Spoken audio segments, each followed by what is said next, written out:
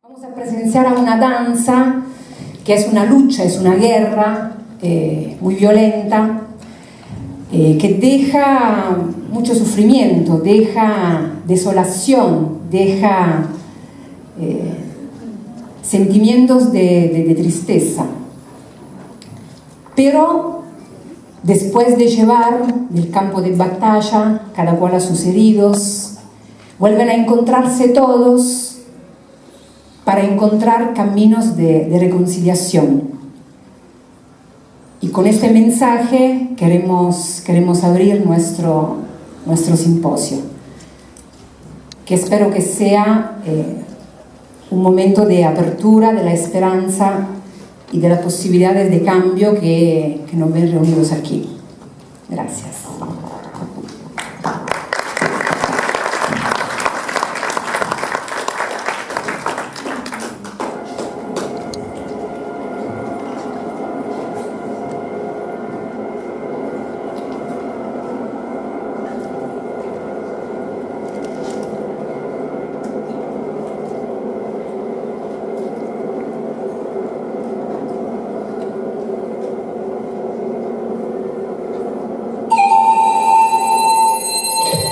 Charango tengo por alma, sangre de mi padre el sol, mi madre la Pachamama. Hilario, ya está todo listo para la sorpresa de Rosita. ¡Qué lindo! ¡Rosita! ¡Rosita! He venido a cantarte una canción.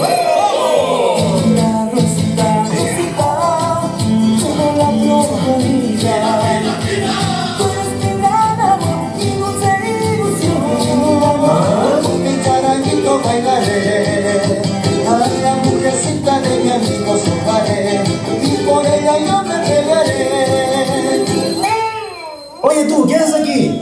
He venido a cantarle a mi Rosita. ¿Tu Rosita? ¿Querrás decir mi Rosita? ¡No! ¡Mi Rosita! ¿Y ahora quién lo va a ayudar? Pues anda tú, pues hermano, anda tú. Bueno, ya yo voy.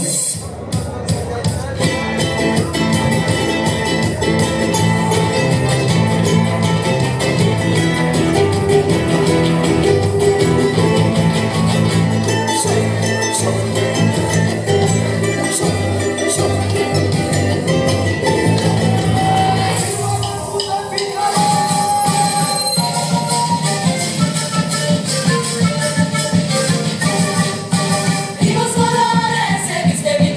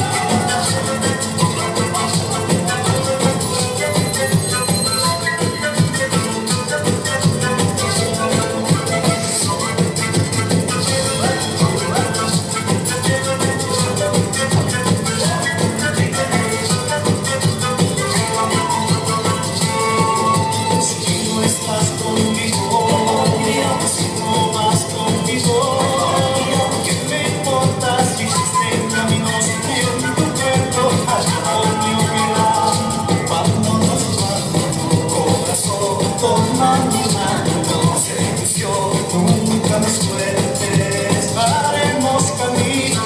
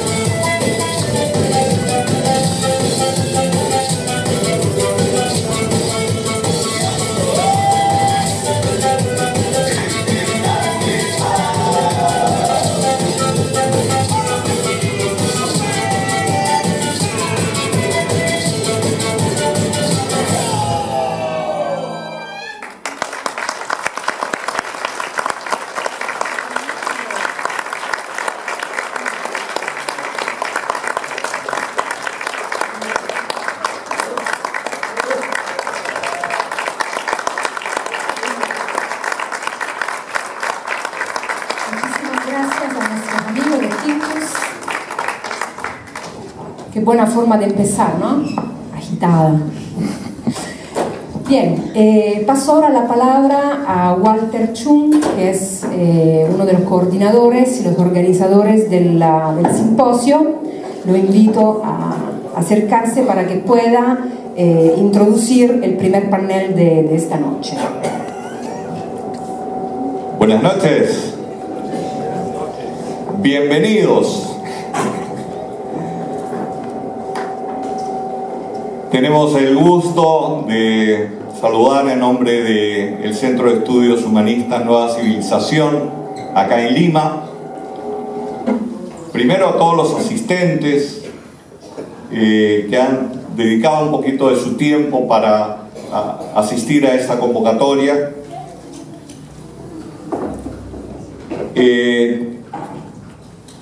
Luego, por supuesto, a las organizaciones que nos han apoyado para que este evento pueda ser posible. Dentro de estas organizaciones está la UNESCO, que en la oficina local nos ha dado mucho apoyo siempre para este tipo de actividades. También agradecemos, por supuesto, al Lugar de la Memoria, que nos ha brindado estas instalaciones en las cuales vamos a desarrollar estos 2 primeros días de evento.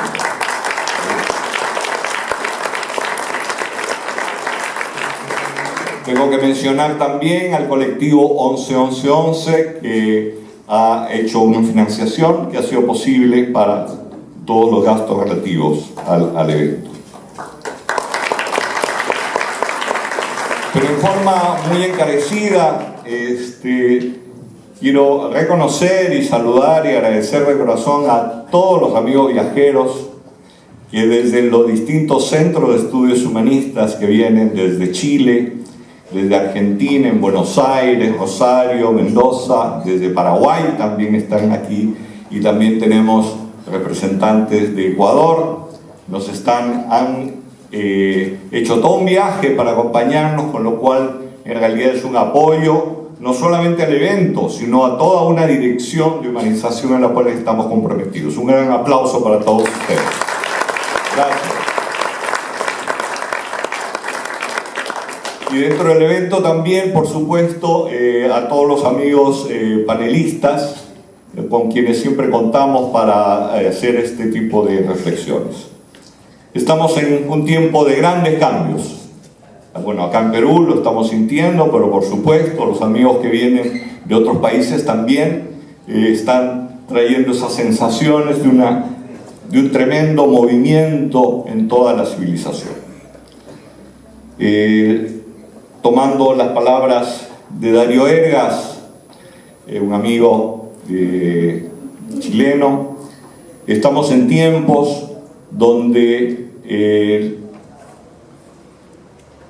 tienen por mencionar tres características importantes, que es una es la mundialización, es decir, todos los eventos se relacionan muy rápidamente en todos lados, y lo interesante es que este proceso pone en crisis la propia identidad, dice él, al relativizar las creencias arraigadas durante milenios. Es decir, estar en contacto con tantas culturas cuestiona el tipo de ideas y paradigmas que uno tiene. También otra característica es que hay una gran interconectividad, y todos lo conocemos. Lo interesante de la interconectividad es que da a todos una sensación de lo común y de lo universal. Y también el otro elemento, que es la aceleración histórica, es decir, la cantidad de eventos por unidad de tiempo que se va produciendo. Lo interesante es que desgasta velozmente los ensueños, que deben ser reemplazados por otros cada vez más rápidamente. Si unimos estos tres efectos que se van produciendo a pesar de todos nosotros, tenemos un gran desequilibrio psíquico, locuras colectivas en distintos lados, movimientos en las ideologías y, por supuesto, en las acciones de la gente. Lo bueno de esta situación es que de alguna manera está marcando un cambio de civilización. Nosotros, la civilización nuestra, ha creado un mundo tan complejo que está necesitando nuevas capacidades en la conciencia para poder responder a esta velocidad. Lo interesante pudiera ser que estamos cerca a un momento de gran cambio, que seguramente en las nuevas generaciones ya se está notando eso, pero tenemos que ayudar nosotros los mayores a que esas señales se sigan abriendo hacia la construcción de un mundo más alegre y más humano, por decirlo así, ¿sí? En eso estamos comprometidos. Por eso el Centro de Estudios Humanistas quiere contribuir a esa reconexión del tejido social, que seguramente tiene que atravesar a través las etapas de la reconciliación. Queremos contribuir a la reflexión sobre los nuevos paradigmas y las nuevas formas de acción que se deben venir para facilitar a esa nación humana universal naciente. Y queremos apoyar también a las comunidades con herramientas para afrontar estos tiempos y para que encuentren sentidos a sus vidas. Por esto, el Centro de Estudios Humanistas, desde el humanismo universalista, ha convocado a los amigos, los ha convocado a ustedes, y qué bueno que estemos acá, para tener unos momentos de reflexión, para repensar nuevas ideas y alimentar ojalá a todo nuestro entorno, y ojalá llegue esto mucho más, de tal manera que hagamos una pequeñísima pero gran contribución junto con todas las otras organizaciones que también están en esta tarea. Los 3 ejes de este simposio tratan de tomar 3 grandes aspectos importantes. Uno de ellos es los nuevos paradigmas culturales. El día de mañana va a haber un panel donde reflexionaremos sobre esos temas. El primer panel a las 11 de la mañana. El otro eje se refiere a los nuevos paradigmas políticos y sociales. En el panel de las 3 de la tarde de mañana reflexionaremos también sobre esos. El tercer eje es la nueva relación economía, naturaleza y sociedad, en el último panel del día de mañana. Para el día de hoy hemos pedido a grandes amigos que nos puedan ayudar a reflexionar sobre los nuevos rumbos o corrientes de cambio que están apareciendo en América Latina y en el mundo. Así que, agradeciendo la presencia de ustedes, la presencia de los amigos viajeros y la presencia de los amigos ponentes, voy a declarar inaugurado el evento y vamos a dar paso al primer panel. Gracias.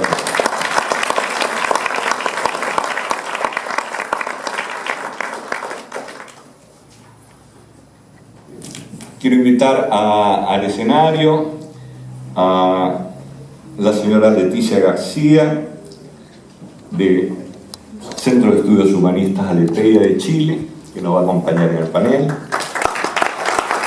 A la señora Magali Robalino, representante de la UNESCO en Perú, gran amiga también. Al señor Augusto Castro, investigador del Instituto de Ciencia de la Naturaleza de la Católica, gran amigo. Y al señor Guillermo Schulins, del Partido Humanista de Argentina, también para que tenemos acá.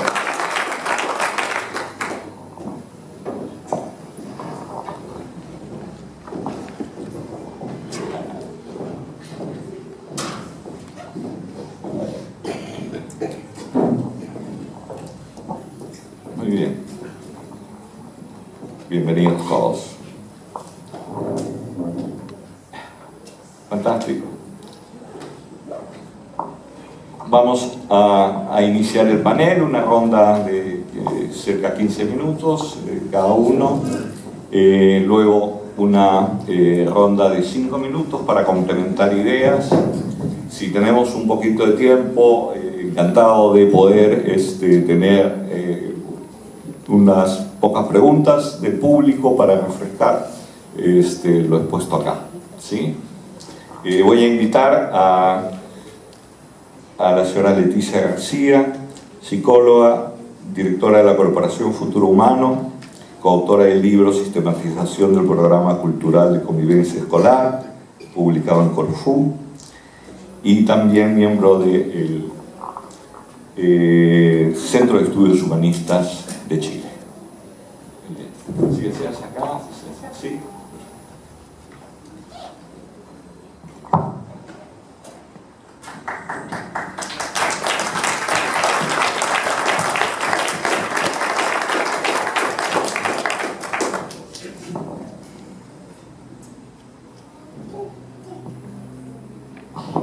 Muy buenas tardes, amigas y amigos.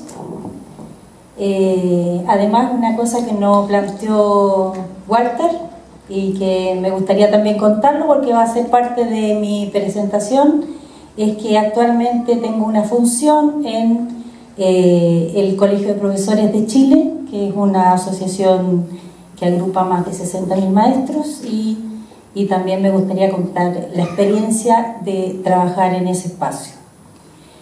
En primer lugar, quería comentarles que yo he venido a Perú desde el año 2002, de manera recurrente, y impulsada por el proyecto de humanización y además tratando de contribuir al proceso de integración de nuestra Latinoamérica.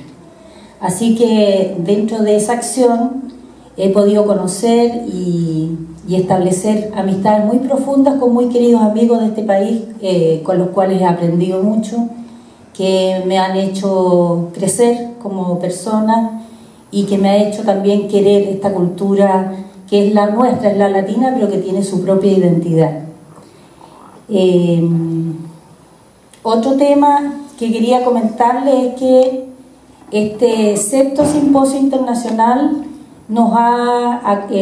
se realiza esta vez en Perú, pero ya ha tenido ediciones en distintos lugares. El primero fue en Argentina, el segundo fue descentralizado en más o menos 8 países latinoamericanos, el siguiente fue en Buenos Aires, el tercero en Santiago de Chile, el anterior fue en Asunción y ahora estamos en Lima, y seguramente podremos anunciar al final de este simposio dónde va a ser el próximo.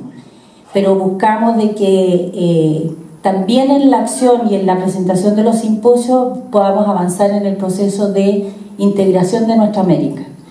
Y aunque tiene su sede acá, la verdad es que la representación incluye un proceso que es internacionalista, que es la dirección del Centro Mundial de Estudios Humanistas.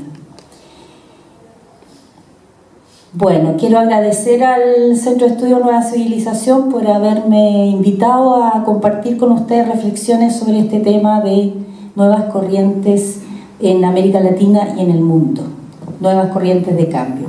Y para partir quisiera citar una reflexión que está al inicio del capítulo El paisaje humano, de uno de los fundadores, el fundador del humanismo universalista, que es Silo. Dice: si una estrella lejana está ligada a ti, ¿qué debo pensar de un paisaje viviente en el que los venados eluden los árboles añosos y los animales más salvajes lamen a sus crías suavemente? ¿Qué debo pensar del paisaje humano en el que, conviviendo la opulencia y la miseria, unos niños ríen y otros no encuentran fuerzas para expresar su llanto? Desde allí, desde ese registro, desde ese sentimiento, me gustaría partir la exposición. Hablamos de nuevas corrientes de cambio en nuestro mundo. Partamos entonces por reconocer qué es lo viejo, al menos desde este punto de vista. Es innegable que estamos en una época crítica, tanto en Latinoamérica como en el mundo entero. La imposición homogeneizante y concentradora del modelo neoliberal, sea por la vía de la fuerza o de la seducción, la persuasión comunicacional, está provocando dolor y sufrimiento a nuestros pueblos. Esto ha inundado todo espacio humano, el de la economía, la educación, la cultura, la salud, el medio ambiente. Los derechos sociales se han convertido en espacio para los negocios. La antigua solidaridad se reemplazó por la competencia y el individualismo. La educación en instrumentos de entrenamiento y disciplinamiento social. La diversidad cultural en el mercado del folclore y el turismo. La comunicación social en la posverdad y en un instrumento de control de la subjetividad. La democracia de los estados en una parodia cuyo poder real, el que maneja los hilos de los estados-nación, está en puntos muy alejados, cuidando intereses ajenos a los ciudadanos de los países. El rol social de los gobiernos, corrompido por el poder del gran capital. El descanso y el ocio, capturado por el mercado del consumo y la fuga social. Las aspiraciones de una mejor vida secuestradas por el endeudamiento, la comunicación interpersonal mediatizada y teñida de soledad y sin sentido. En suma, el modelo globalizador, concentrador y homogeneizante está en crisis, y como en todo sistema cerrado, todos sus componentes están también en crisis.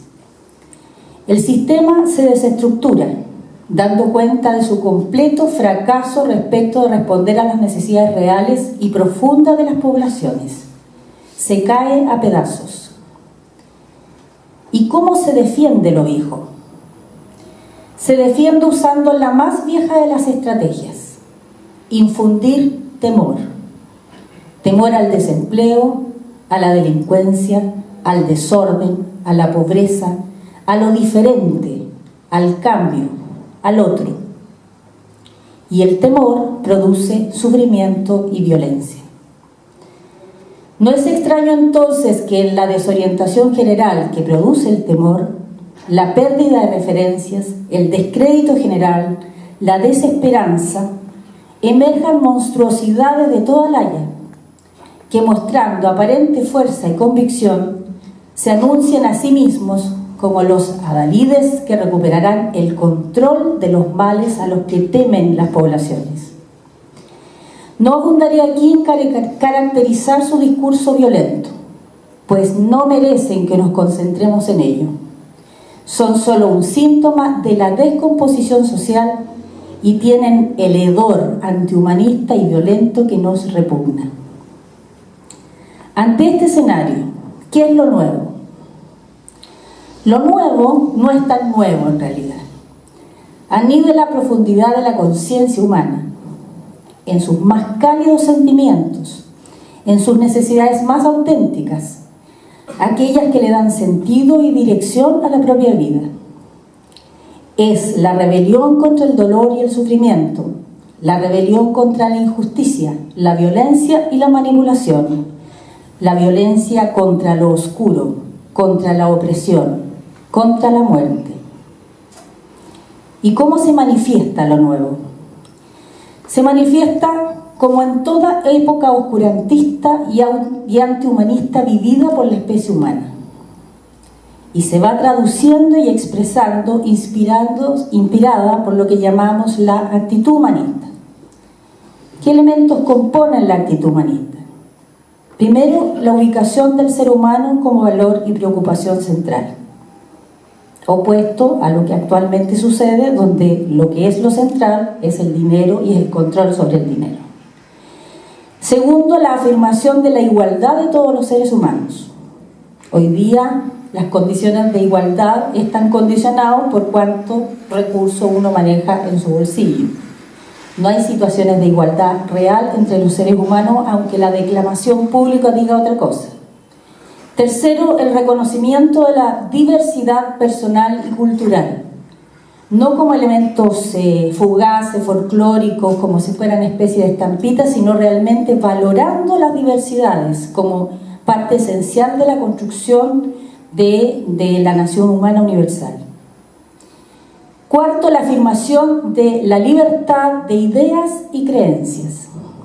Quinto, el repudio a toda forma de violencia, no solo la violencia física, sino que la violencia psicológica, moral, ética, la manipulación de todo tipo. Y por último, aquello que constituye el lema de nuestro Centro Mundial de Estudio Humanista, que es la tendencia al desarrollo del conocimiento por encima de lo aceptado o impuesto como verdad absoluta o inmutable. Es posible rescatar en la historia, en el pensamiento y en la espiritualidad de cada cultura, estos elementos, estas actitudes. Ellos, más que anhelar un nostálgico retorno a un pasado dorado, están inspirando las mejores aspiraciones futuras y representan el punto de convergencia posible entre las más diversas culturas. Si caracterizamos lo nuevo, podremos ver que su emergencia y su potencia busca que se exprese las actitudes antes descritas, en sus formas organizativas, en sus conductas, en sus valores, en su ética y en su estética. Vemos esto en experiencias globales, como las que nos ha tocado vivir en los últimos años. Nuevas generaciones en distintos puntos del planeta que se unen y se manifiestan en contra de lo establecido. La lucha de las mujeres, no solamente por sus derechos, sino que por el reconocimiento de la sensibilidad femenina, del aporte de la mujer a una sociedad que necesariamente requiere el aporte de cada uno de nosotros. La lucha de los ambientalistas, que en muy poco tiempo ha logrado poner de relevancia un tema que hasta hace poco era secundario, porque el primario estaba en la producción y por lo tanto no existía conciencia del impacto que podía tener en las poblaciones el descuido, la depredación del medio ambiente.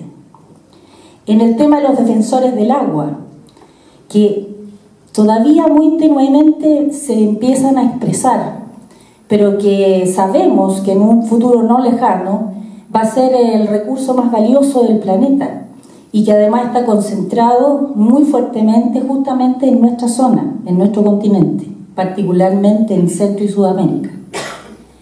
Los objetores de conciencia, que en distintos lugares ya no aceptan que se les imponga como una instrucción, por ejemplo, quitar la vida a otra persona.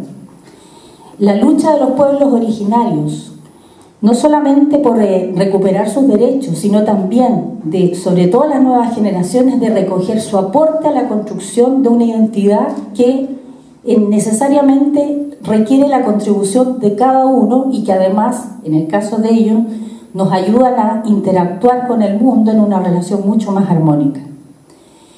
Las comunidades que construyen relaciones horizontales, me refiero a comunidades humanas, que viven juntas, que comparten gastos, que eliminan lo superfluo, que discuten y dialogan respecto del tipo de sociedad en la que quieren vivir, pero además la viven en lo cotidiano. De esos grupos han surgido experiencias en toda nuestra Latinoamérica y también en Estados Unidos y en Europa, que es una experiencia muy interesante porque constituye un efecto de demostración de otra forma de vivir dentro del sistema, pero fuera de él, con otros patrones y otros modelos. Yo soy chilena y en Chile hemos tenido algunas experiencias interesantes en estos mismos planos. La lucha de las mujeres por sus derechos, por el ni una menos, por terminar todo tipo de discriminación respecto al salario, porque se escuche su voz. La lucha de los jóvenes respecto de terminar con el lucro en la educación. La educación en Chile ha sido un negocio desde la dictadura de Pinochet. Y se instala, y lo peor es que no solo se instala formalmente, sino que se instala en el sistema de creencias de la gente. La gente dice, alguna gente, que la educación es un bien de consumo, por lo tanto se tiene que comprar, se puede transar con ella, ¿no? Y en particular una experiencia que quería contar, que es la que me está tocando vivir ahora, que es acompañar el proceso del Colegio de Profesores de Chile. El Colegio de Profesores es el sindicato más grande de Chile, tanto en número como en porcentaje de afiliados. De aproximadamente 200.000 maestros, 63.000 están asociados al Colegio de Profesores, un poco más de un 31%. Mientras que a nivel país la sindicalización recién alcanzó un 20% después de una reforma laboral del gobierno anterior. En 2014 y 2015 se produjo lo que se llamó la rebelión de las bases. Las bases del profesorado se rebelaron contra sus dirigentes, que no eran dirigentes de derecha, eran dirigentes de izquierda, pero que estaban enlazados con el gobierno de turno, eran parte del gobierno de turno. Esto llevó adelante un camino de lucha social no violenta por los derechos en educación, en el que en un proceso normal de elecciones internas se obtuvo una votación inédita en la historia del gremio, que permitió elegir a 8 de los 11 dirigentes nacionales del Colegio de Profesores, 4 de ellos humanistas, su presidente uno de ellos. Así también esto se tradujo en los distintos niveles de la organización. Los profesores hoy día en su mayoría se sienten orgullosos de su gremio y sus representantes. Desde el colegio se ha potenciado el rol del liderazgo pedagógico del magisterio. Además, se han desarrollado procesos de democracia real en la toma de decisiones, consulta directa a los profesores. Se ha saneado el colegio en cuanto a situaciones de corrupción y desidia frente a las necesidades de profesores y profesoras.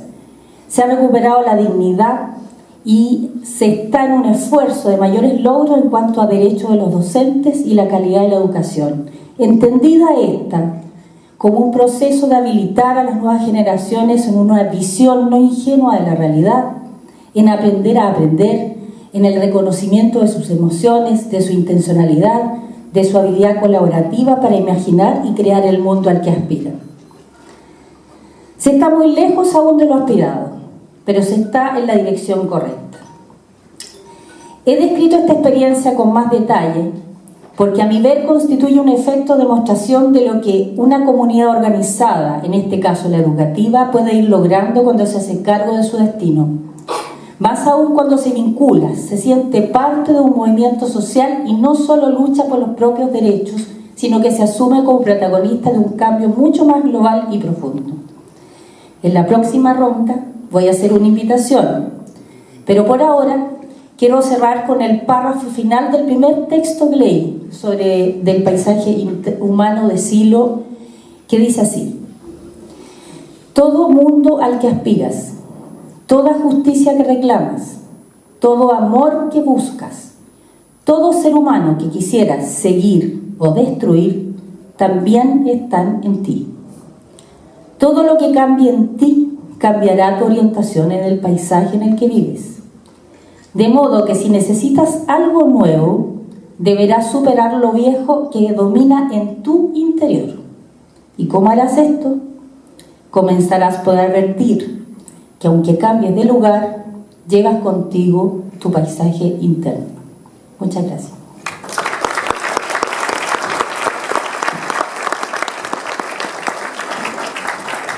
Gracias, Leticia.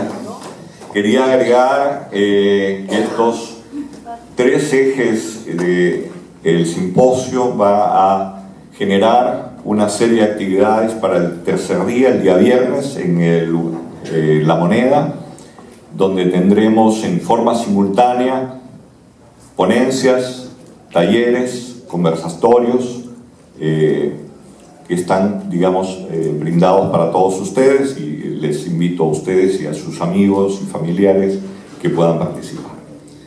Doy paso entonces al siguiente ponente, a Augusto Castro. Quería invitarle. Preparamos el PowerPoint, por favor.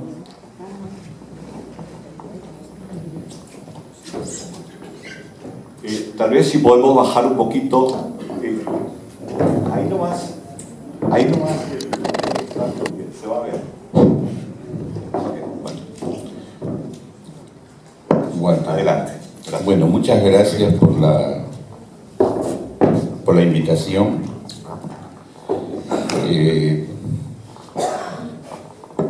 Quiero decirles que estuve yo pensando qué cosa podía traer a este simposio y se me ocurrió que podía decir algunas cosas, porque creo que hay muchas de las cosas que acabas de decir, yo las suscribo y me parecen sumamente interesantes. Yo tengo que avisar para pasar, porque tú lo tienes. Sí.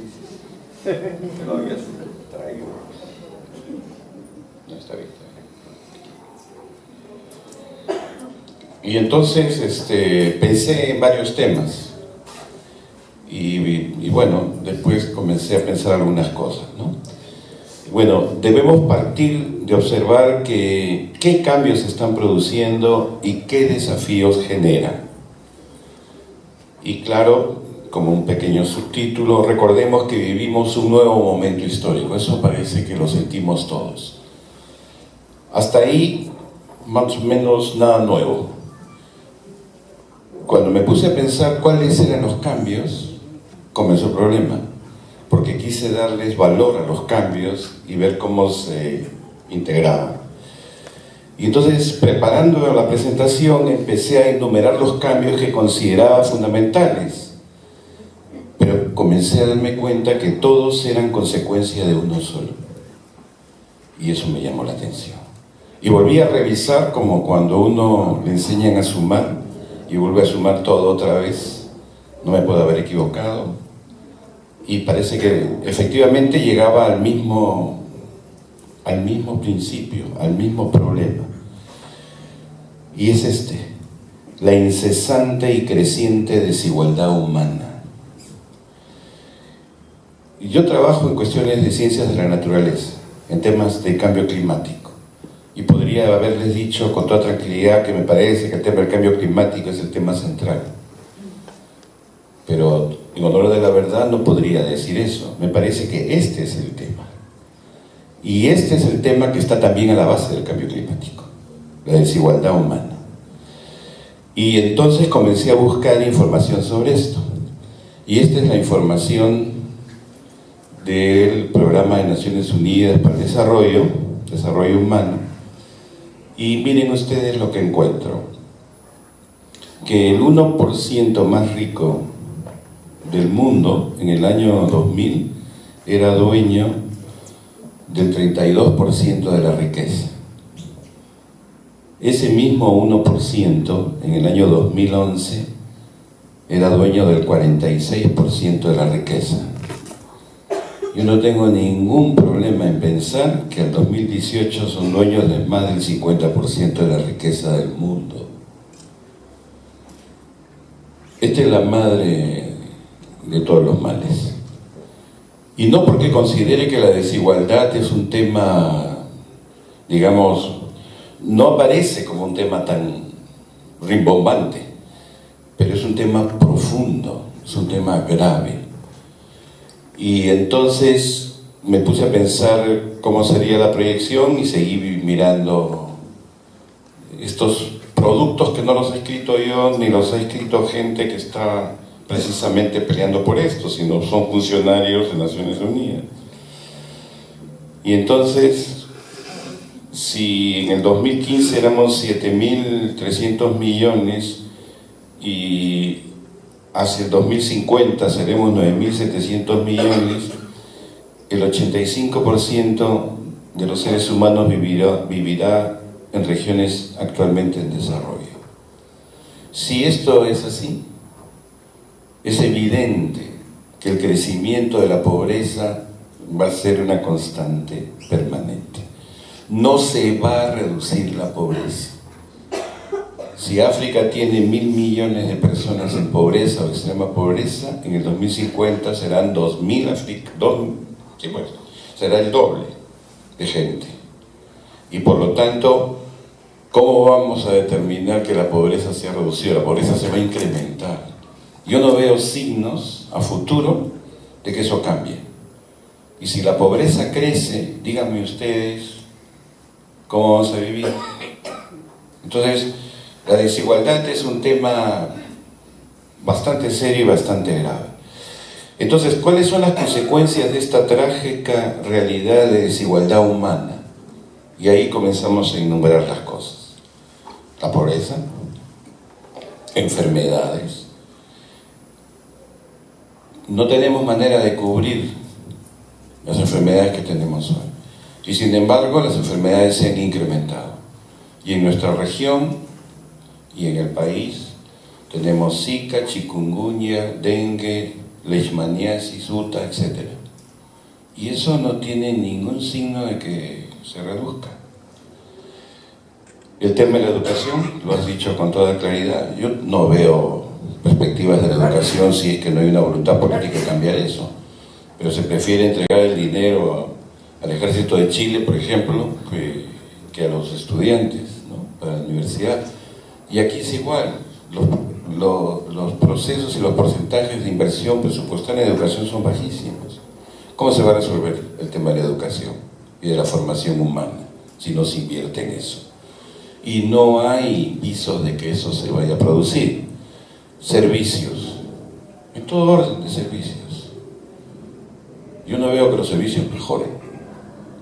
Yo veo que hay una carencia, o por lo menos aparece una carencia gigantesca de servicios en ciudades cada vez más grandes y en poblaciones que se sienten cada vez más necesitadas.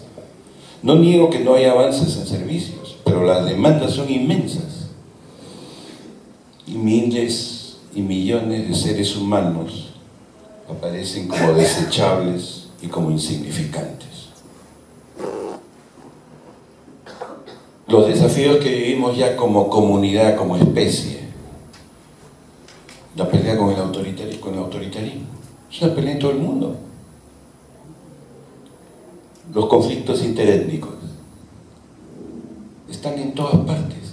Pero ¿cómo no van a estar en todas partes? ¿Cuántos grupos étnicos somos como especie humana? Somos más de 6.000. ¿Y cuántos estados nacionales somos? 194. Quiere decir que 7.000 o 6.000 están en 194 estados. Los estados no son nacionales, los estados son multiétnicos, plurinacionales. Y entonces en el Perú hay 60 pueblos no reconocidos como, esto no es un estado plurinacional, esto es un estado nacional unitario. Bolivia y Ecuador por lo menos reconocen que son estados plurinacionales, pero no sé si hay otro país latinoamericano que reconozca esas diferencias. Los conflictos de género recién empiezan a gestarse y recién empiezan a plantearse. Y yo no veo que esos temas no vayan a generar discusiones, debates y exigen cambios. Los derechos humanos. Otro gran filo. Estamos en un museo de derechos humanos, en un lugar de la memoria. 70.000 muertos están acá. La corrupción. Transidos de corrupción. No solamente acá, en todas partes. Y todos estos son temas de desigualdad. Unos se apropian de la riqueza de los otros. Unos tienen derechos, otros no. Los hombres, varones, valen más que las mujeres. Unas etnias son más poderosas que otras o son más valoradas que otras. ¿A alguien le interesa hablar aymara o prefieren todos hablar inglés?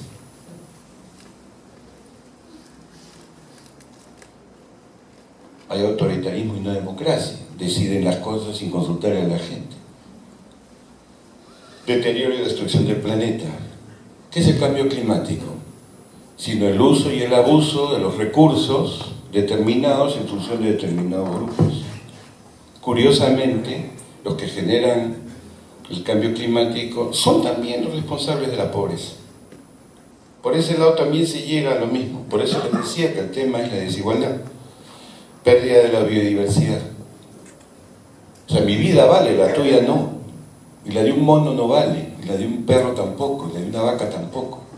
Tampoco valen los árboles. Y eso es un tema de desigualdad. Multiplicación de riesgos y desastres. Unos sufren más consecuencias por terremotos, por los sismos, por los aluviones, por los huaicos que otros. La precariedad de unos no es igual a la de otros. La vulnerabilidad de unos no es igual que la de los otros. Destrucción de las formas de vida. ¿Qué vidas se van a perder primero? Las de los más frágiles.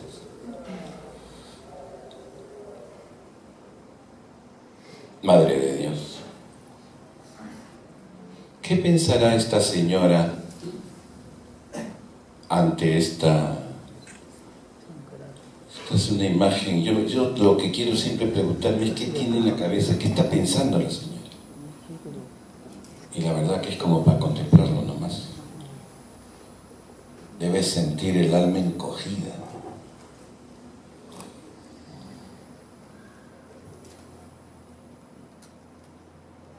Lavaderos de oro.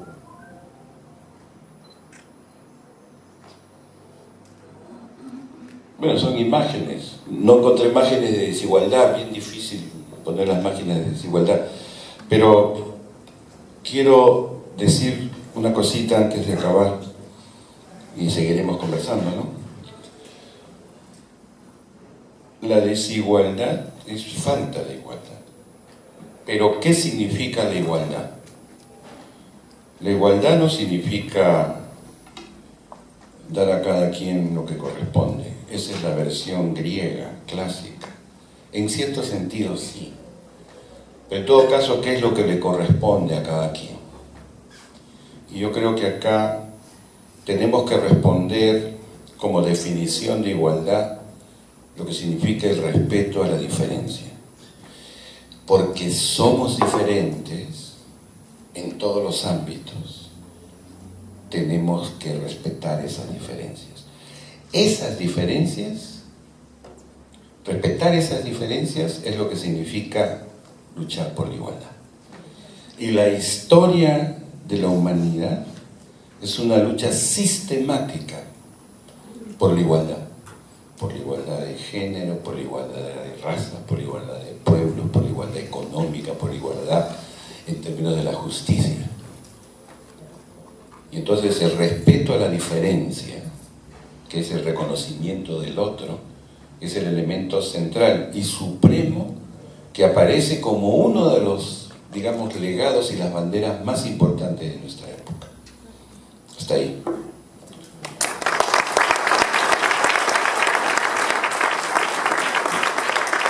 Muchas gracias, Augusto. Muchas gracias.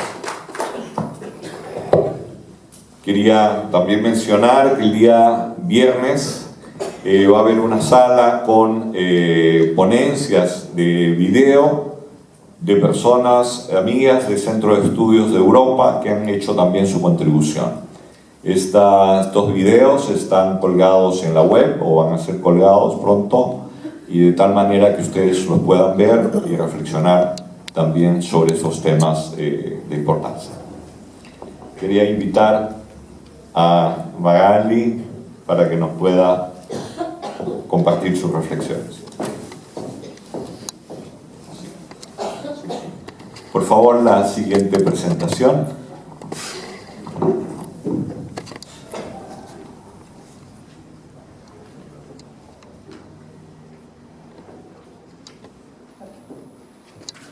Muchas gracias, buenas noches con todas, con todos.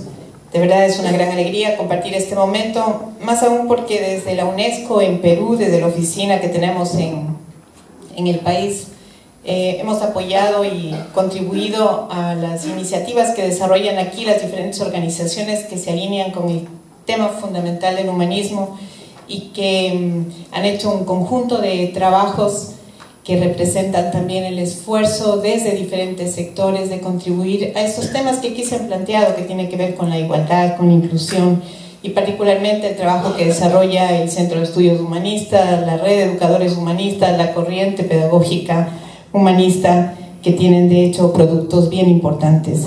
Yo quisiera coincidir también con varios de los temas que aquí se han planteado y destacar el hecho de que en estos eventos haya una característica fundamental, y es poder colocar un conjunto de temas sobre los cuales se trabaja desde diferentes entradas y que al final tenemos una enorme coincidencia, y por eso me alegra compartir también esta mesa con los colegas y los amigos que están tomando temas centrales y sobre los cuales coinciden. Y yo voy a hablar aquí desde el lugar que tengo ahora mismo desde el punto de vista profesional, que es directora de la UNESCO en Perú, y por eso es que quisiera abordar tres temas desde tres vertientes por la paz. El uno, que es la Agenda Global de Desarrollo 2030, lo que se conoce como los Objetivos de Desarrollo Sostenible, que muchos de ustedes han escuchado ya y han participado incluso en las discusiones. Una segunda vertiente, que es desde los mandatos de la UNESCO por la paz y la humanización del mundo, y una tercera que se refiere a las oportunidades que representan estos instrumentos para quienes, como ustedes, como sus organizaciones, tienen en el centro al ser humano. Algunos antecedentes sobre los Objetivos de Desarrollo Sostenible, y me detengo muy poco porque ya han sido desarrollados tanto por Leticia como por Augusto, y que tiene que ver con esta crisis ambiental extrema, lo que ya se ha mencionado, cambio climático, y que está generando todos estos procesos de absoluta alteración de la naturaleza, pero también del entorno en el cual viven los seres humanos. Estas gigantescas brechas de equidad, que Augusto ha tratado con mucha profundidad, en todos los ámbitos, económica, social, educativa, digital, tecnológica, todos los campos donde nos ubicamos, ahí hay unas brechas que tienen que ver exactamente con la desigualdad que ha sido mencionado por Augusto. Esta concentración de la riqueza y esta distribución de la pobreza, que hemos visto hace poco unas láminas, y por otro lado, esta sensación, y más que sensación, esta certeza de que la paz está amenazada. Terrorismo, fundamentalismos, intolerancia, corrupción. La corrupción es uno de los enemigos de la paz, es uno de los enemigos del bienestar, y también sobre eso se ha hablado. Pero por otro lado, también destacar que hay una emergencia de movimientos sociales, de organizaciones que levantan compromisos por un mundo sostenible. Existe también esta profunda aspiración de comunidades y sociedades de paz. Cierto es que vemos un ambiente, un entorno complejo, en crisis, pero al mismo tiempo hay esta emergencia de los seres humanos, de las comunidades humanas que no dejan de levantar las banderas de la paz, de la no violencia, de la justicia, de la democracia, y este es un elemento importante en estos escenarios en los cuales estamos hablando de objetivos de desarrollo sostenible. Muy rápido, para decir que la sostenibilidad para Naciones Unidas, para la UNESCO, es este desarrollo que satisface las necesidades del presente sin comprometer los recursos de las generaciones del futuro. Seguro, una noción que ha sido repetida varias veces y que tiene también como propósito el bienestar social en el sentido más amplio. Y digo en el sentido más amplio porque parte de las corrientes que hoy están circulando en el mundo son aquellas que sostienen que la felicidad, el bienestar, la estabilidad tiene que ver con el crecimiento económico. En realidad, ese es un aspecto que, dada la desigualdad, no siempre es el aspecto que domina para toda la población. Por lo tanto, bienestar en esta noción se refiere a un bienestar en un sentido absolutamente amplio, en donde entran todas las dimensiones del ser humano. Y esto es lo que de alguna forma ha constituido para los estados del mundo los antecedentes o las razones por las cuales se aprobaron estos objetivos de desarrollo sostenible, llamados o conocidos también como la Agenda de 2030 para el Desarrollo, y que fue aprobado en 2015, que participaron 174 estados y que rigen los esfuerzos de los estados, o por lo menos representan un compromiso mundial.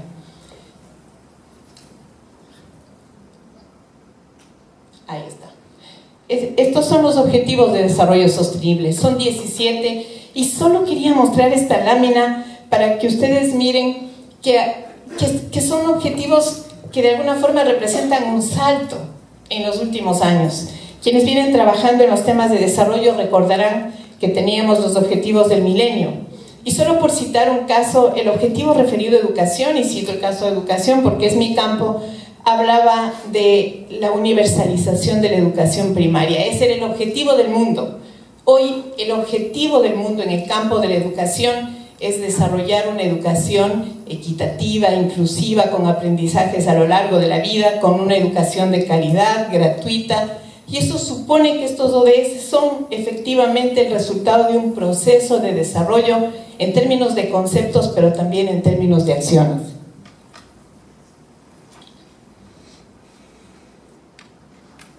Estos 17 objetivos tienen en la base alcanzar la paz, la construcción de la paz, pero a pesar de ello yo quiero destacar que el objetivo 16 da un valor particular al tema de la paz, y ustedes van a comprender por qué estoy haciendo tanto énfasis en este tema. Sí, anotar que estos objetivos abordan temas de lucha contra el hambre, erradicación de la pobreza, salud, género, ciudades sostenibles. Invitarles más bien a que puedan en algún momento revisar la amplitud en los objetivos. Pero estos objetivos en sí mismos solamente son un vehículo para estas tres grandes metas que aquí han sido señaladas: erradicar la pobreza, combatir la desigualdad, a la cual se ha referido con bastante detalle Augusto, y la injusticia también, combatir y responder al cambio climático. Lo que quiero decir es que los objetivos de desarrollo sostenible adquieren sentido cuando en realidad la humanidad, cuando cada uno de los seres humanos está incluido en una agenda que persiga el bienestar común. 3 principios y rápidamente sobre los ODS, porque esto me va a dar pie para el segundo punto relacionado con la adhesión de la UNESCO a los temas de derechos humanos, no violencia y paz. 3 principios que tienen que ver con universalidad, con integralidad y con esto que es un lema también, y es que nadie se quede atrás. La universalidad quiere decir que los objetivos se consiguen si son para todos y todas. No se puede hablar de una educación de calidad si no es una educación de calidad para todos y todas. No se puede hablar de que hemos conseguido los objetivos si estos objetivos no han sido alcanzados en su totalidad. y por otra parte, que nadie se quede atrás, es precisamente esta idea de superar la desigualdad y de superar la exclusión. Paso al segundo punto y voy a cerrar al final volviendo a los objetivos de desarrollo sostenible, pero este segundo punto es precisamente para conectar el trabajo que realiza la UNESCO como la Organización de Naciones Unidas especializada en educación, ciencia y cultura con la paz y la no violencia, que es uno de los temas centrales del trabajo que realizan los movimientos humanistas. En el preámbulo de la Constitución de la UNESCO se lee: puesto que las guerras nacen en la mente de los seres humanos, es en la mente de los seres humanos donde debe erigirse los baluartes de la paz. Esto se escribió en noviembre de 1945. Y cito también el objetivo de la UNESCO para colocar el contexto del trabajo de la organización, que es contribuir a la conservación de la paz y de la seguridad, estrechando mediante la educación, la ciencia y la cultura la colaboración entre las naciones con el fin de asegurar el respeto universal. Y aquí van surgiendo categorías que son importantes: el respeto universal de la justicia, de la ley, de los derechos humanos, de las libertades fundamentales, sin distinción de raza, sexo, idioma y religión. Estos son los temas por los cuales estamos trabajando y que se recogen en dos documentos fundamentales que están ahora mismo desarrollados en este ejemplar que invito a leer, que es el Correo de la UNESCO, esta emblemática publicación de nuestra organización, que se publicó en el 2011, entre el número que corresponde a octubre y diciembre, y que habla de cuánto ha avanzado la humanidad y cuáles son los desafíos en este momento, desde 1951, cuando por primera vez nuestra organización convocó a un evento que marcó un hito. En 1951, hace 67 años, la UNESCO reafirmó la necesidad de un nuevo humanismo global. Y quisiera destacar este hecho porque me parece que precisamente estas declaraciones y estas adhesiones de los organismos internacionales son herramientas de trabajo y son plataformas para avanzar en todas estas contribuciones de la sociedad civil y de las diferentes organizaciones. En 1951, un encuentro de pensadores y filósofos sobre las relaciones culturales entre Oriente y Occidente, convocado por la UNESCO, formula un documento histórico que se llama Hacia un nuevo humanismo. Y esto ocurre pocos años después de haber terminado la Guerra Mundial, o en realidad cuando aún no terminaba de terminar, y que echa al piso toda esta idea de que el desarrollo tecnológico era la base del desarrollo humano. Los participantes de este encuentro colocan, fíjense ustedes, 4 temas que hoy siguen estando vigentes. Primero, hablan de una crisis del humanismo desde los poderes dominantes, y además hablan de que estos desvíos de la inteligencia, refiriéndose a que el desarrollo científico y tecnológico había hecho perder la conciencia humana.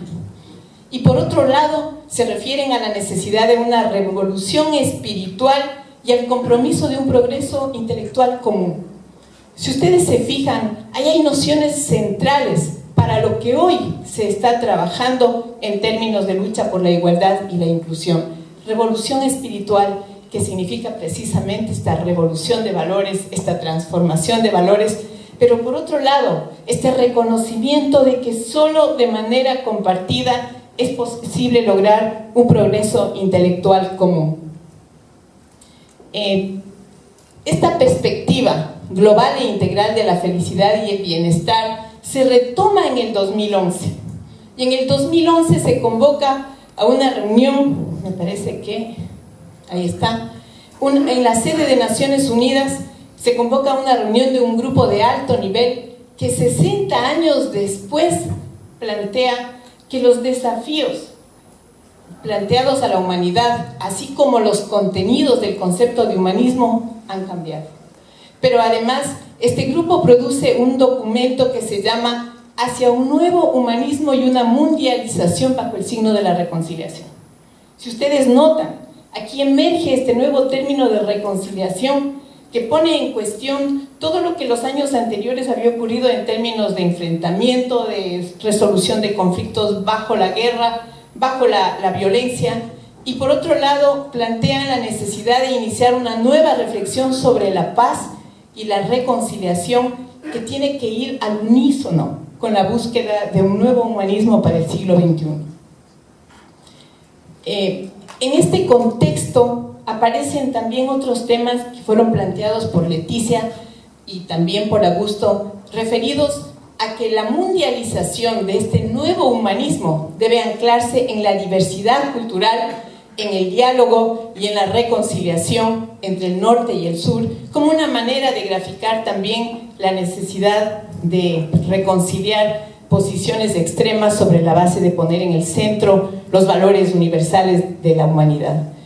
Pero además afirman, y esto es bien interesante, la necesidad de fortalecer las identidades en un marco de pluralidad, poniendo en cuestión todo lo que ha sido esta corriente globalizadora que anula las identidades, que anula las diferencias y que pretende homogenizar el mundo a través de homogenizar la educación, la cultura, la ciencia, etc.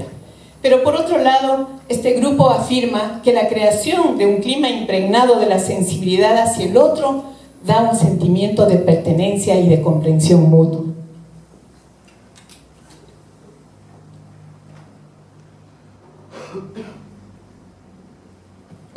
Estos elementos deben ir asociados también a aspectos que en este momento también son centrales.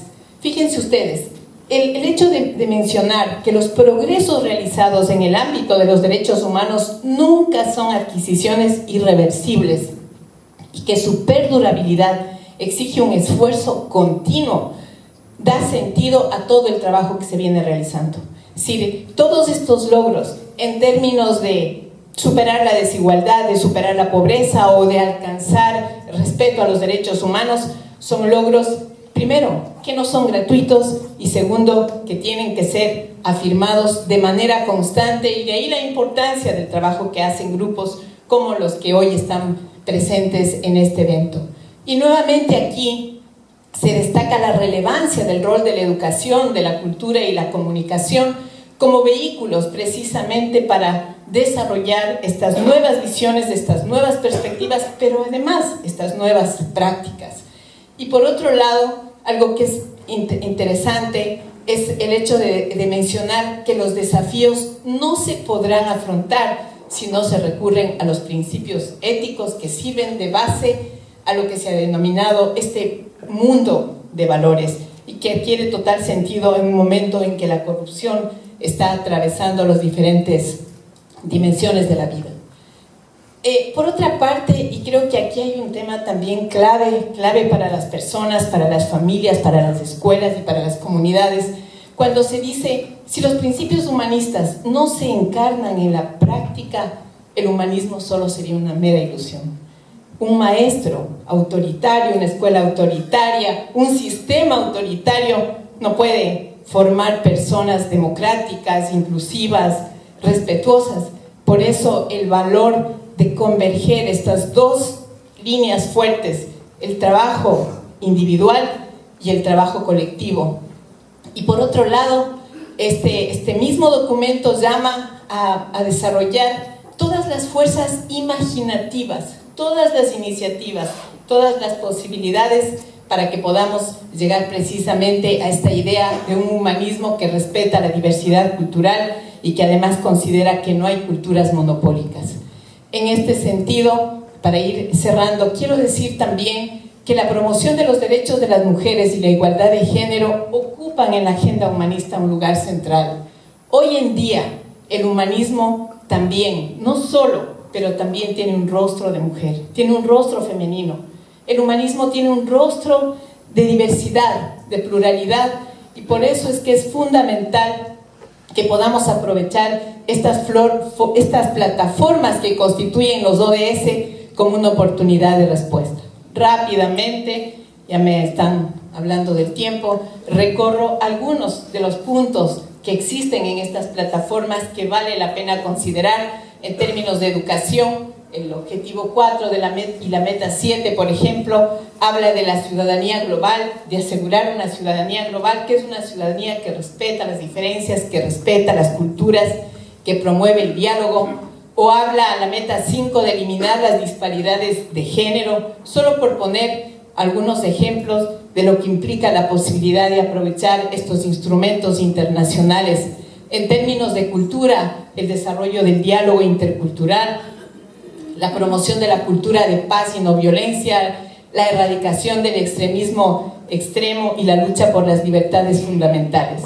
Cierro mencionando que en la UNESCO señala que el proyecto humanista está inscrito en nuestra historia desde la antigüedad. Sin embargo, en cada época tiene un brillo particular. Esto significa que cada época los actores de este humanismo tienen esta posibilidad y esta oportunidad de reinventarse constantemente y de erigirse como baluartes de la dignidad humana. Y como señalaba la entonces directora de la UNESCO, el humanismo es una promesa que debemos cumplir, porque es la oportunidad de establecer nuevamente como una bandera para todos estos valores universales. Quisiera entonces invitar a ustedes no solamente a revisar estos materiales, sino también a hacer también de estos materiales instrumentos para continuar avanzando en esta aspiración, pero no solo en esta aspiración, en esta decisión de construir comunidades y sociedades democráticas, inclusivas e igualitarias. Muchas gracias.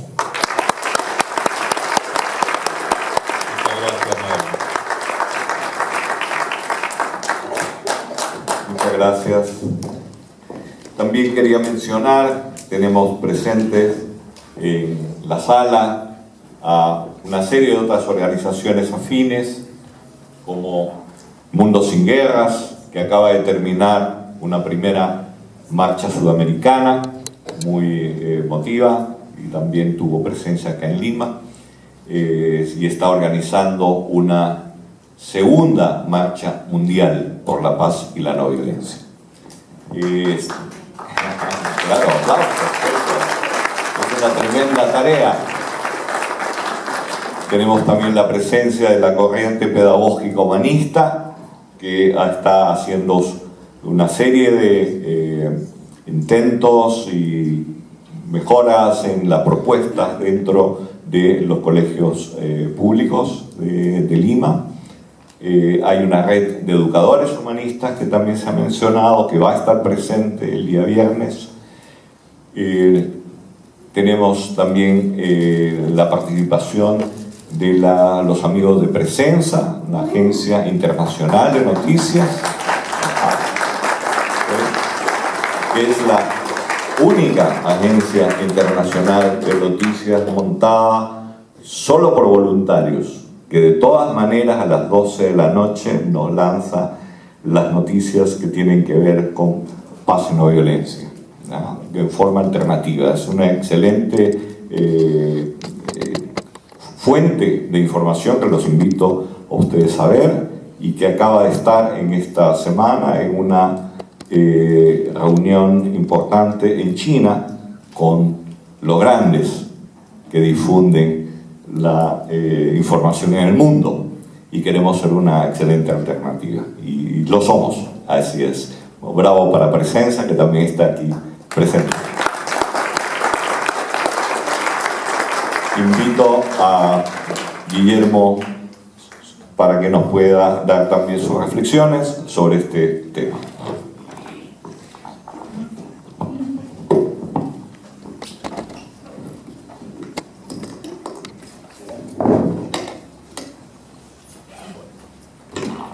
Hola. Bueno, yo no he traído ninguna presentación, sepan disculpar, pero vengo de Argentina, un país donde tenemos un gobierno neoliberal hace 3 años, está el Fondo Monetario en estos momentos, así que vine a lomo de burro y hice lo que pude para poder contarles mi punto de vista sobre estos temas. Hace 1 año y medio estuve aquí en Perú y en otros países presentando el libro Los pasos hacia la nación humana universal, donde se habla precisamente de muchos cambios que necesita este mundo para ser un mundo vivible, un mundo más humano. Y lo que decía era que ese libro no era una receta, en el sentido de que podríamos darle esa receta a los gobernantes, a los organismos internacionales y quedarnos tranquilos esperando a que cambien el mundo. Y eso obviamente era una total ingenuidad. Es decir, los cambios que se deben hacer, lo deben hacer las personas comunes, las que trabajan día a día en movimientos sociales, en organizaciones, en grupos, que están tratando de cambiar a este planeta. Entonces, cuando me invitaron a este simposio, a hablar de corrientes de cambio, preferí encarar el punto de vista sobre qué están haciendo esos pequeños o grandes grupos, esas organizaciones, esos movimientos para cambiar este mundo, porque no podemos esperar que lo cambien los gobiernos. Latinoamérica está viviendo en este momento un proceso en general bastante nefasto en los cambios de gobiernos. Pasa en Argentina, está pasando en Brasil. Entonces, si nos atenemos a la corriente de cambios que parecerían venir por el lado de los cambios de gobiernos, como solemos decir en Argentina, estamos en el horno. Entonces, mejor tratar de ser optimista viendo lo que hay por detrás de eso o por debajo, lo que puede llegar a infiltrarse a través de eso, como para en algún momento, cuando la ola venga para otro lado, lograr cambios reales. Me parece en ese sentido muy importante este simposio, los foros donde solemos participar, porque en ellos se produce la convergencia entre mucha gente que trabaja día a día para producir cambios en lo que tiene que ver con la ecología, la economía, los derechos humanos, los derechos de las mujeres, los derechos de los inmigrantes, cambios en la economía, cambios en la educación, en la salud, gente que trabaja voluntariamente a diario para cambiar eso, y a veces el hecho de que la gente que trabaja para producir esos cambios esté solamente en su particularidad, en lo específico, a veces eso hace que se lentezca más la posibilidad de llegar a esos cambios y la necesidad de convergencia para entre todos poder tener mayor masa crítica para producir realmente esos cambios que nunca los van a producir los gobiernos y nunca los van a producir los organismos internacionales. Es necesaria esa convergencia, y estos ámbitos y los ámbitos de los foros y otras actividades son ámbitos propicios para ir cementando esa convergencia.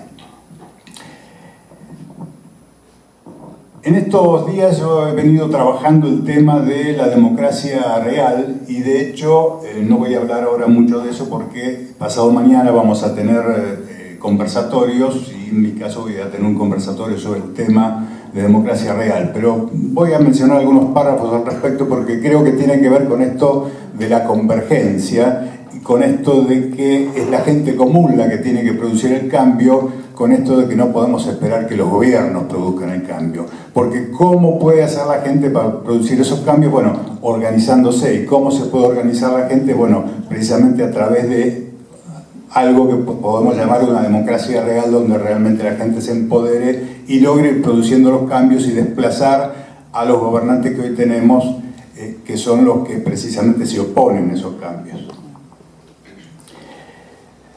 Recordaba que hace algunos siglos, creo que en el siglo XVII, un señor llamado Thomas Hobbes nos hablaba de un leviatán. Leviatán, que es una suerte de monstruo bíblico, Hobbes lo utilizaba como una metáfora, haciendo un paralelo entre ese leviatán o ese monstruo todopoderoso con lo que tenía que ser el Estado.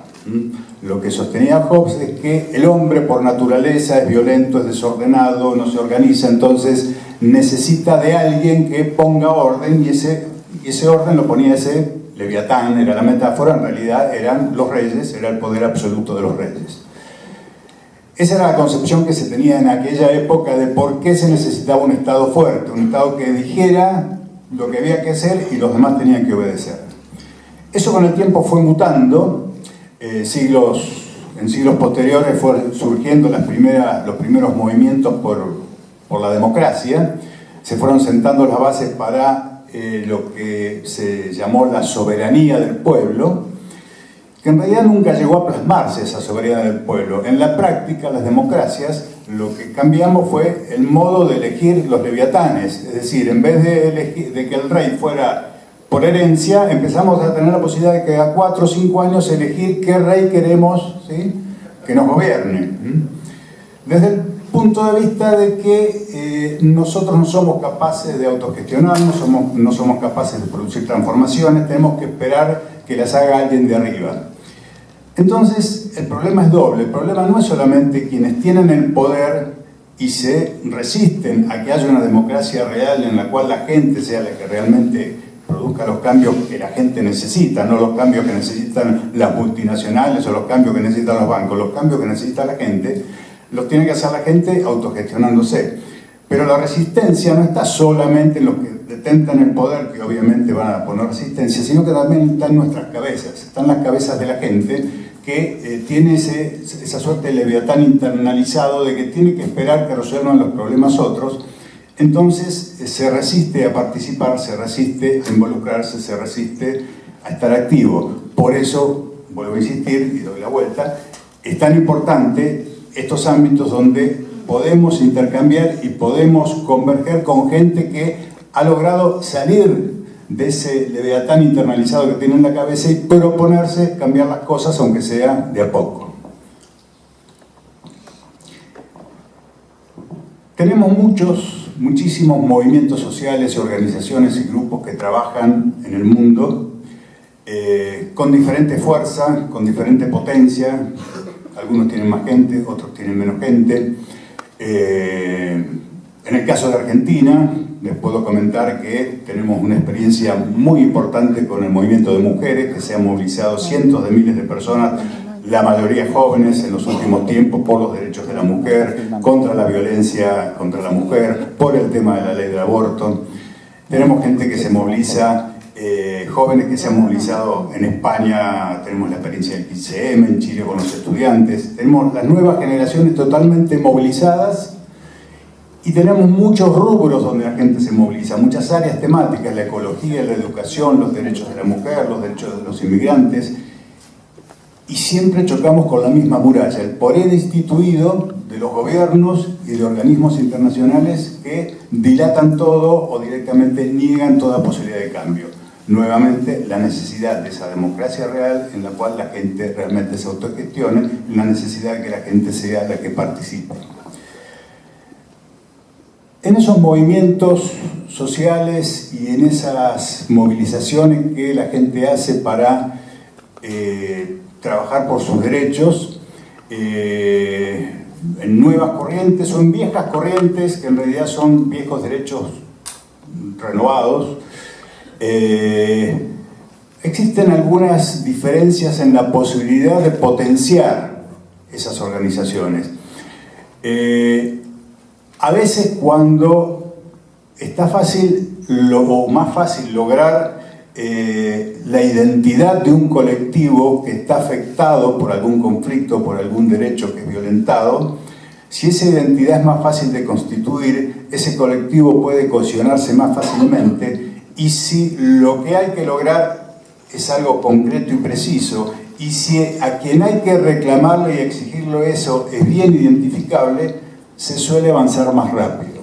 Ejemplo, en los años 60, 70, bueno, aún hoy luchan los afroamericanos para ganarse los derechos, pero es recordada la lucha de los años 60, los años 70, los años 50. En esa lucha, que fue muy difícil, no estoy diciendo que sea fácil, pero lo que sí era un poco más simple era constituir ese colectivo, la identidad, el sentido de pertenencia. Obviamente, eran todos los afroamericanos, estaba fácil. Era más sencillo decir qué derecho nos están violentando. No te dejan votar, no te dejan tomar un café junto con los blancos, no te dejan usar el mismo baño. Estaba bien claro qué derechos había que reclamar. Y estaba bien claro a quién había que reclamarle, los gobiernos que tenían una legislación discriminatoria. Lo mismo pasa con los movimientos de mujeres, lo mismo pasa con los colectivos de LGTB. Entonces, cuando es un poco más fácil identificar el colectivo que es afectado por una violación de derechos, se suele avanzar un poco más rápido en ir sumando voluntarios a ese movimiento de cambios, y cuando está fácil identificar qué derecho hay que reclamar y a quién hay que reclamarlo, se puede avanzar un poco más rápido, o por lo menos la gente siente que puede hacer algo al respecto. Pero hay otro tipo de conflictos. Recién se hablaba de la contaminación, el calentamiento global, algo que afecta a todos los países y a todas las personas de modo diferente, pero no se sabe muy bien de dónde vienen. Las crisis económicas se desatan en un lado, repercuten en otro. Las crisis políticas. Hay muchos conflictos, el armamentismo, las guerras, muchos conflictos que la gente siente que son como fenómenos de la naturaleza. No sabe, de pronto un banquero especuló en Estados Unidos con una hipoteca, entonces un banco de Europa retira sus fondos de América del Sur, entonces una fábrica que se estaba financiando tiene que cerrar y un argentino se quedó sin trabajo. Y ese argentino que se queda sin trabajo porque cerró la fábrica no sabe si le tiene que protestar al dueño de la fábrica, que en realidad se quedó sin fábrica y cerró, o protestarle al intendente del lugar, o ir a protestarle al banquero de Estados Unidos que especuló, o al otro que retiró los fondos de Europa. O sea, se va burocratizando esa violación de los derechos de las personas y uno no sabe a quién protestarle, contra quién quejarse. Está difícil constituir ese colectivo que debe protestar por ese derecho que se está violentando, porque son muchos, pero están en diferentes lugares y no nos conocemos entre todos.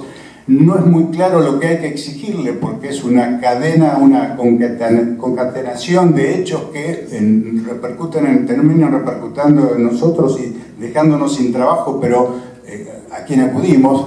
Entonces, esa violación de los derechos que se va burocratizando hace que la gente sienta como que eso es un fenómeno natural.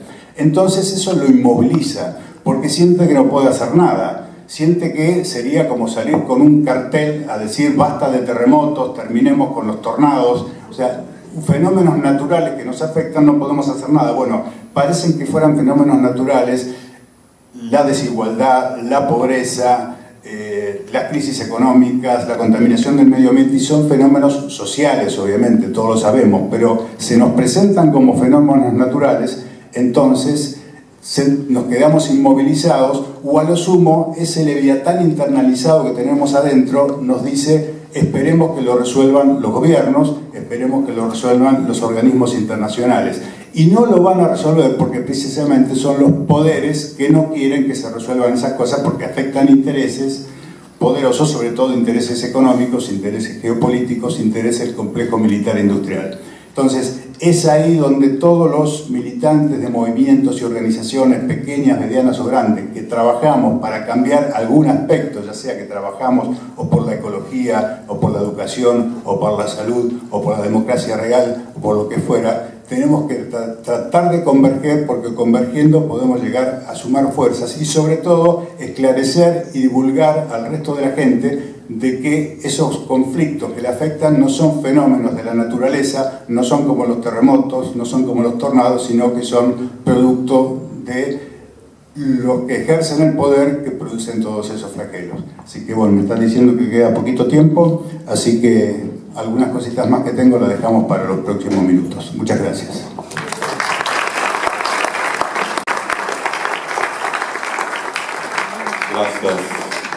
Gracias, Guillermo. Bien, les invito a ponernos como para un conversatorio, como para cerrar con los minutos finales. Adelante, Leticia.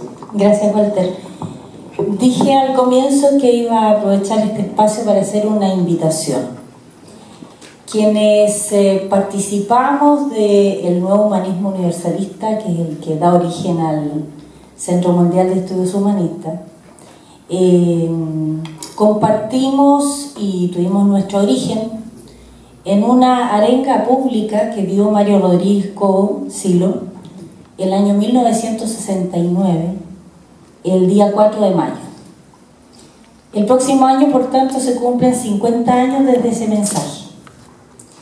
Y dada eso, y que vamos muchos a reunirnos en el lugar donde se dio ese mensaje, que es un paraje entre Chile y Argentina que se llama Punta de Vacas, se nos ocurrió que sería de mucho interés organizar un foro humanista latinoamericano, justamente bajando desde ese evento. Este Foro Humanista Latinoamericano se va a hacer en Santiago de Chile entre el 10 y el 12 de mayo del próximo año, y lo que vamos a generar allí es un espacio, que es lo que siempre tratamos de hacer, que es generar espacios que son un pretexto de comunicarnos los unos con los otros. Y parte de una premisa básica que traté de enunciar en la primera parte de la exposición, que no hay posibilidad de cambio social si no es a través de la organización social. Y no hay posibilidad de hacer una organización social bajo valores y paradigmas distintos a los que tiene el poder establecido que merced a la transformación personal. No hay posibilidad de cambio social, por tanto, si no existe un proceso de transformación personal. El sistema que cuestionamos no está fuera, está dentro, está en nuestra cabeza, está en nuestra sensibilidad. Cualquier transformación profunda que requeramos implica pasar por la transformación de uno mismo. Y eso se va a expresar no solamente en nuestras luchas, sino que en el modo como manifestamos esas luchas. Luchas no violentas, luchas colaborativas, luchas donde mi interés particular no es resolver mi particular conflicto o el de mi grupo, sino que es la lucha de todos. Y el Foro Humanista Latinoamericano lo que pretende es generar este espacio para articular redes humanas, no solamente de colectivos, grupos, organizaciones, partidos, lo que se llame, sino también de personas que están reflexionando sobre lo mismo, que están intentando hacer esta experiencia en la relación con su medio inmediato y que muchas veces se sienten solos ante la monstruosidad que estamos hoy día observando. Particularmente en Latinoamérica, creo que muchos de nosotros estamos asombrados, tristes, angustiados por lo que estamos viendo en términos de los gobiernos que nos están rigiendo. Bueno, queremos generar este espacio de manera que antes de este hito que va a ser en mayo del próximo año, durante, es decir, en el mismo lugar donde nos vamos a encontrar en Santiago de Chile, y posteriormente, todos aquellos que estemos buscando un proceso de transformación profundo en nuestra vida y también en la sociedad, nos podamos encontrar.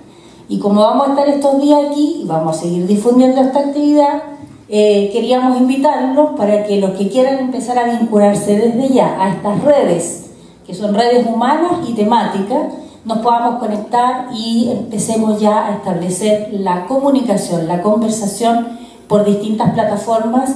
En este minuto hay amigos de 10 países que ya están organizando este evento, así que eso es lo que quería invitar. Muchas gracias.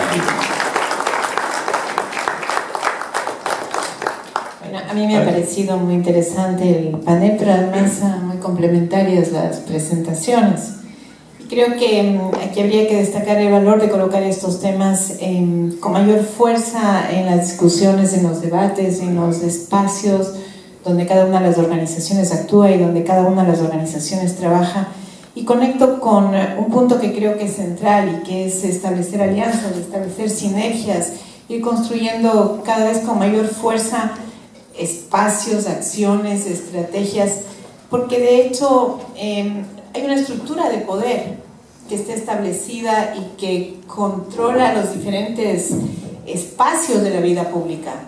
Y es precisamente con una estructura de poder que está absolutamente establecida contra la que hay que organizarse y actuar si es que queremos revertir todo lo que ha venido ocurriendo en las últimas décadas en términos de naturalizar la violencia, por ejemplo, de legitimar las violaciones a los derechos humanos, de naturalizar la corrupción. Creo que la trampa más fuerte es cuando la población asume como normal la violencia, la corrupción, todo lo que estamos viendo en términos de violación de derechos humanos.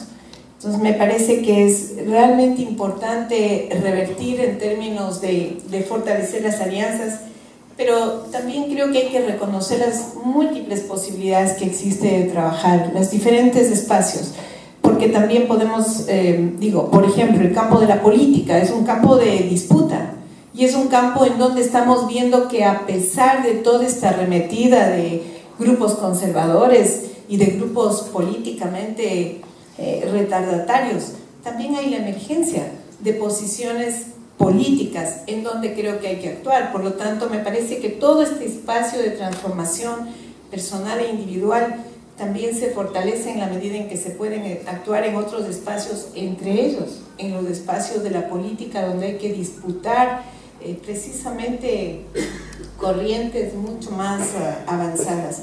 Cierro mencionando, tal vez por mi formación y por mi experiencia profesional, el valor de la educación. Y tal vez por eso es que hemos coincidido tanto con los colegas de la corriente pedagógica humanista o de la red de educadores en esta necesidad de pensar que en la juventud, en la adolescencia, en estas generaciones que están ahora poco a poco convirtiéndose en la mayor parte de la población, hay un espacio fundamental. Hay un espacio fundamental de recuperación de los valores humanos, y me parece que la educación, la cultura, los maestros, las maestras son protagonistas centrales con los cuales hay que trabajar. Y Leti, ahí que mencionabas todo el trabajo del Colegio de Profesores, de la Organización de Docentes de Chile, muestra la urgencia de pensar en estrategias concretas para ir construyendo experiencias significativas, sí, pero para ir construyendo nuevas maneras de pensar y de actuar, que parecería ser una de las líneas por las cuales hay que avanzar.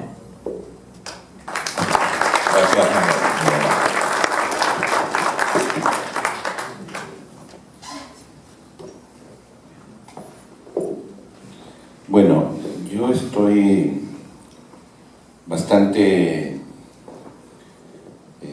impactado por lo que he escuchado, por lo que ha dicho Leticia, Magali y el amigo también. Y quisiera simplemente decir un par de cosas. Una de ellas es que el tema de, que lo ha dicho Leticia, pero me parece muy importante, si quiero cambiar el mundo, tengo que también cambiar yo.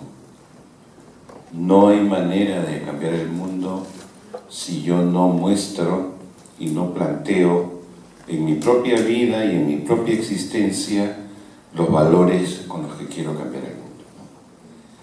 Creo que los que ya no somos tan jóvenes y hemos participado en un montón de movimientos, tenemos un poco el cuero encallecido para pensar que solamente el entusiasmo va a cambiar las cosas. Necesitamos que haya una conducta ética intachable en los que quieren liderar el movimiento. Para mí eso es fundamental, porque uno puede cometer errores políticos, pero los errores éticos, las inmoralidades, ¿cómo se borran? Hay gente en América Latina que quiso cambiar el mundo con guerrilla, en todos nuestros países. No es la manera. Hay gente que ha tenido ejercicio del gobierno y gente del pueblo que se ha corrompido. ¿Cómo?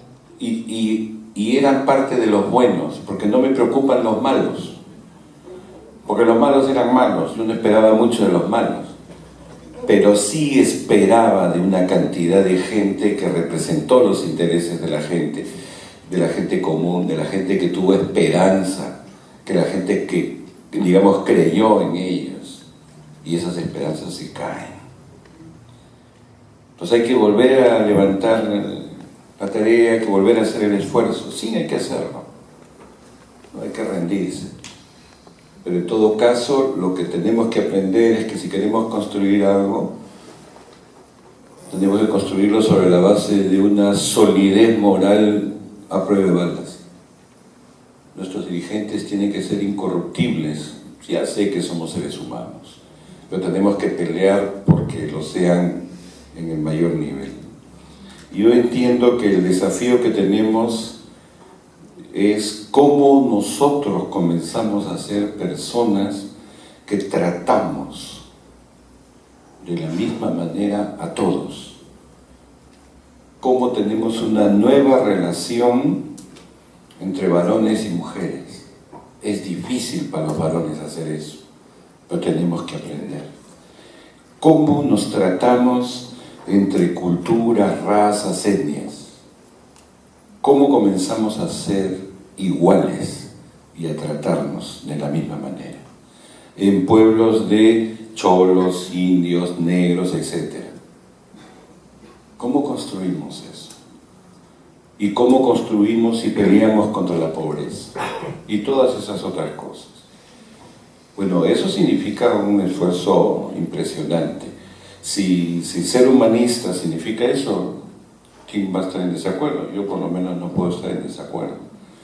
Pero lo que creo es que no hay que olvidar ese componente ético, ese componente moral, de lo que significa, de lo que debe significar la decisión del que quiere abanderar una cosa de estas. Porque el que se pone ahí de cabeza va a representar a la gente, va a recoger los sueños de la gente y fracasar. Por lo menos a mí ya no me gusta, no he visto tanta gente que ha fracasado, tanta gente que se ha corrompido, tanto sinvergüenza, que yo la verdad que digo, mejor quédate tranquilito en tu casa, no hagas nada, porque si vas a hacer un papelón de esa manera, mejor no lo hagas, ¿no? Yo siento que ese es un desafío, ¿no? Eso tiene que ver con lo que ustedes decían, lo que tú decías, ¿cómo formamos a la gente? ¿Cómo formamos a los jóvenes? Porque finalmente otra vez la posta sigue en ellos, y cómo son ellos los que pueden dar la cara de un nuevo mundo, ¿no? De una nueva manera de pensar, como decías tú, y un nuevo estilo de vida, ¿no? Yo llego hasta ahí y creo que todavía sigues tú. Muchas gracias, Augusto.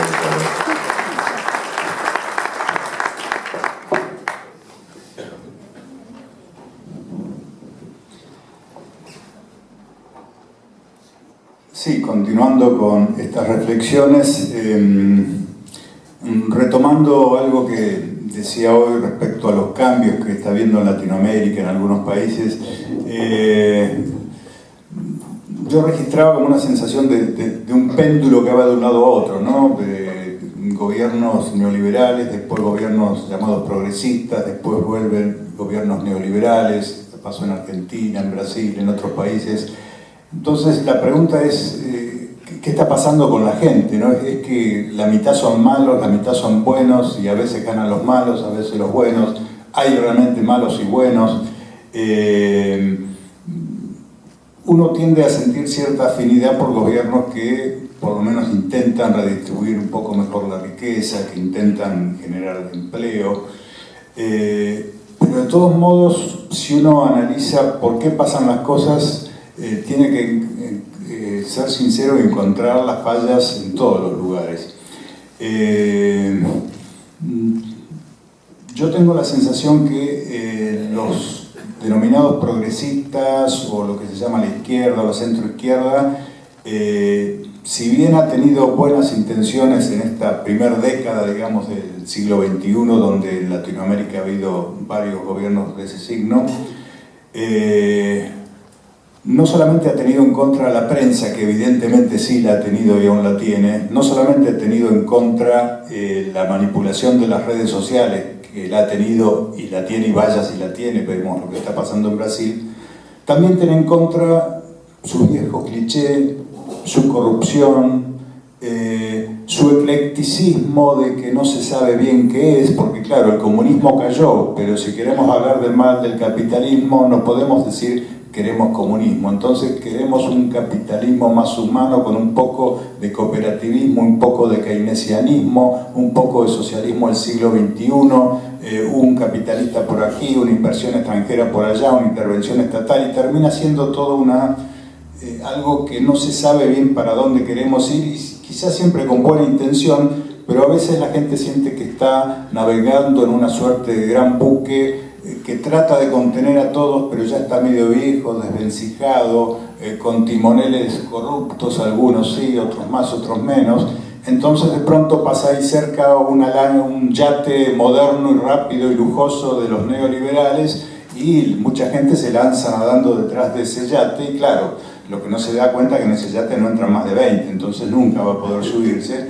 Entonces, como decía el Chavo, vuelve el perro arrepentido y vuelve a botar del buque, pero entre el buque desvencijado y el yate neoliberal, los que no nos contentamos con ninguna de esas, agarramos nuestro pequeño botecito de opción, de cambio, y salimos medio a hacer vida de náufrago, tratando de vivir de la pesca, y algo está fallando en todo eso porque no conseguimos llegar, no se sabe a dónde queríamos llegar. Yo creo que estamos en el mar del individualismo y de ese mar tenemos que salir yendo a algo que no se puede imaginar alguien que nació y vivió siempre en el mar, que es la tierra firme, y llegar a un lugar donde podamos construir esa nación humana universal. O sea, necesitamos tener una imagen fuerte que logre ser el paraguas bajo el cual podamos hacer converger todas esas opciones de cambio que mencionaba hoy, de gente que está trabajando por los derechos de la mujer, por los derechos de los trabajadores, por la ecología, por tantas cosas. Eso diseminado no llega a buen puerto, pero todo eso convergente y con una imagen movilizadora creo que puede llegar. Así que me parece que este péndulo que hay en Latinoamérica, que en realidad es un péndulo que está en todo el mundo, en el momento en que el péndulo venga un poco más a favor, me parece que debemos dar un salto de calidad y no volver a los viejos clichés, a las viejas recetas que tampoco sirven y la gente ya no le entusiasma. Nada más. Muchas gracias, muchas gracias.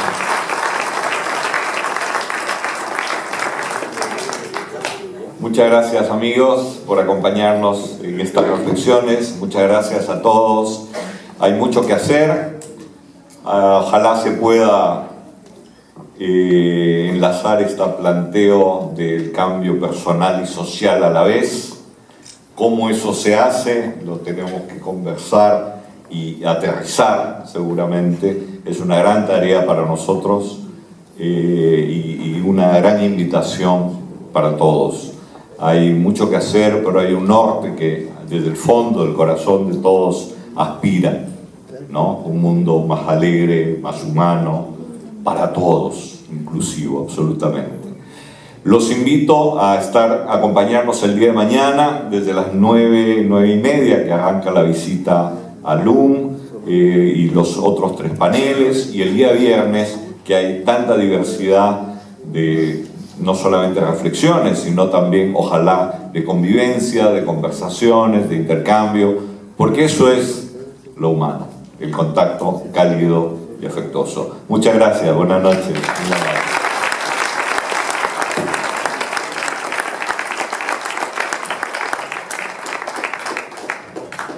Gracias también a los amigos de Controles que nos han apoyado desde arriba. Hasta mañana.